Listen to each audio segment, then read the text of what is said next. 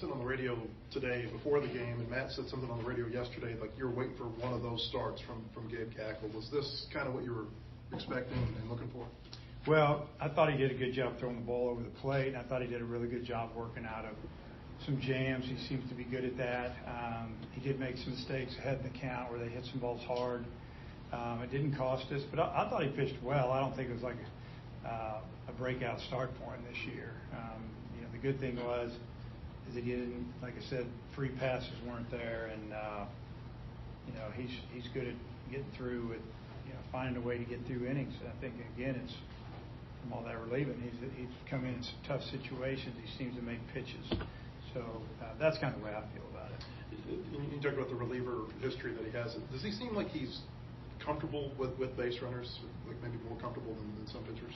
Yeah, I think he's fine with it. I don't think it really bothers him a whole lot. Obviously, he seems to not get too distracted and make some pitches, it just seems like to me. And again, I feel like that's just from all the experience he's had in some really, really tough games, tough situations, coming in with runners on, and so it just seems different now to him probably. I'm not sure how many steals they had against him, but it wasn't a lot, and obviously they run a lot. What did you think about the way that he held their run game in check? Yeah, I mean, they got down, I think, because they were down 4-0. It slows them down a little bit. You don't want to run yourself out of an inning or maybe a line into a double play. But I thought, he did a good job. He picked a lot early, kind of showed him that he would pick, and I think that definitely slowed him down just a little bit. Kind of tying in what Matt just asked you, I think the three relievers, two stranded runners in their innings against a team that does like to run and can cause chaos on the bases is a little bit more impressive. You guys are able to strand 11 runners today with that pitching? Yeah, I think so.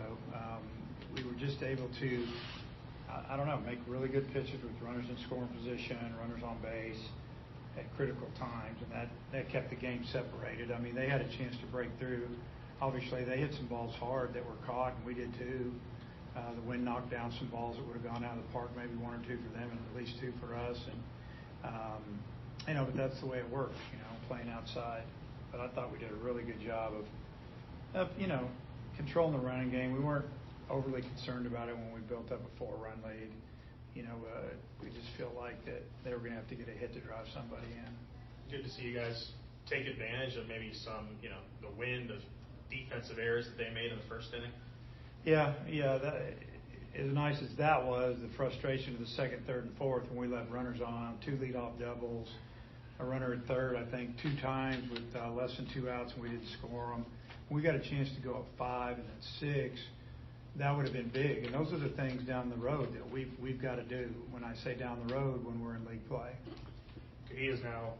He was hitting 400 at one point today, but right up there. And it seemed like he flicked a 110-mile-an-hour double into left field there. What are you seeing from him at the plate right now?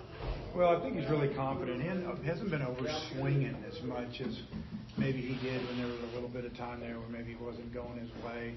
I think he's just kind of taken what they give him a little bit better and just let his ability take over and doesn't have to muscle the ball out there, so to speak.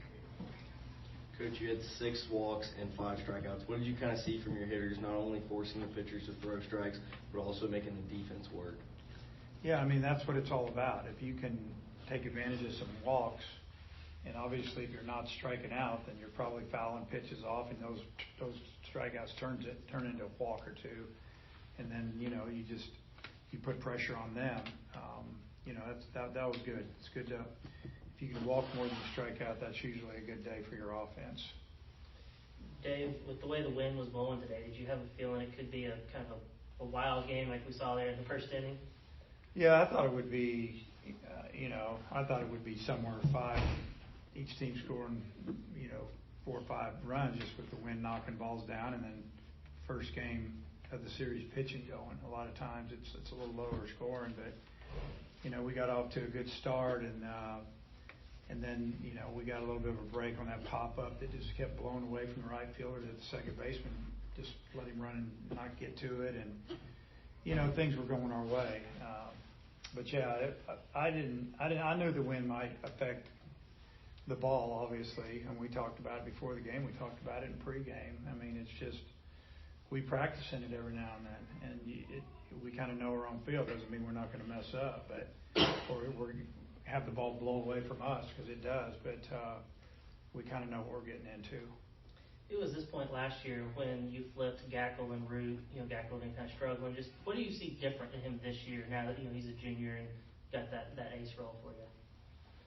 Yeah, I think Gackle's really confident, and again, last year he just struggled in the first few innings. Threw a lot of pitches. He's not doing that this year, not as many. He's had one game where he threw a lot of pitches in the first, but other than that, it's been normal, I guess.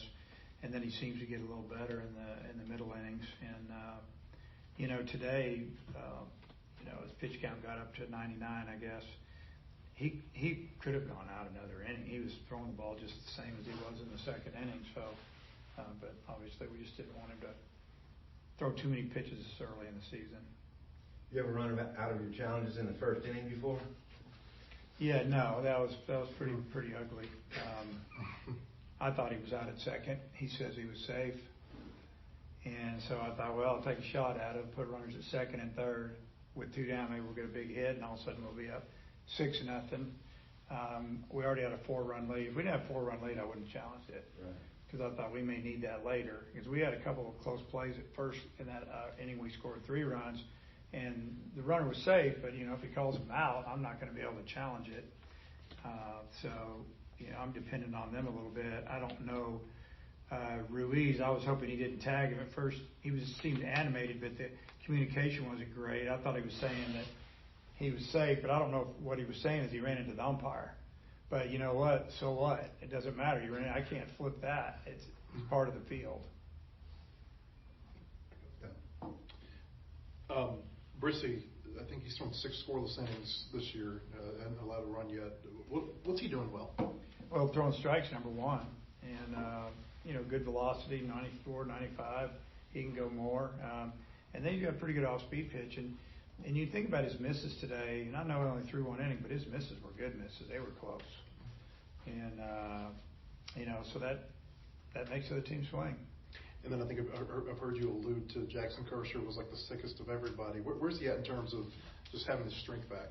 Yeah, I'm not sure 100%. He told me the other day he felt really good 2 days ago when I saw him in the weight room. And, what I meant was his strength. Did you have your strength back? And he said yes. And that's one reason we wanted to get him out there today for an inning. And we could use him again maybe Monday if we need to, or Sunday. Your leadoff hitters went 6 for 8 today. How does that kind of help you, especially in the future, start rallies? And what more do you want to see from your hitters, scoring those guys? Yeah, well, they went 6 for 8. That was great. Put a little pressure on the other team, make them work out the stretch. But we just got to make sure that we get those guys around. In the first inning, the leadoff man reached first, then he got thrown out at second. So I don't know if you count that one. I guess you do, because he did get a hit. But he tried to go to second on the overthrow, got thrown out. I don't know. What we just talked about. The next guy's got to advance him at a minimum, and then hopefully somebody will drive him in. And if we do that, especially on a day like today when it's hard to hit the ball out of the park, probably going to win a lot of games. Today's not a day you can rely on hitting home runs. You got to score here and there, and that's why those three innings there right after the 4-run inning were, to me, they were crucial. They were a chance just to tack on a run, 1 here, 1 there, and then you just build it up. All of a sudden you got a 6-7 run lead, and they're over there going, wow, this isn't good.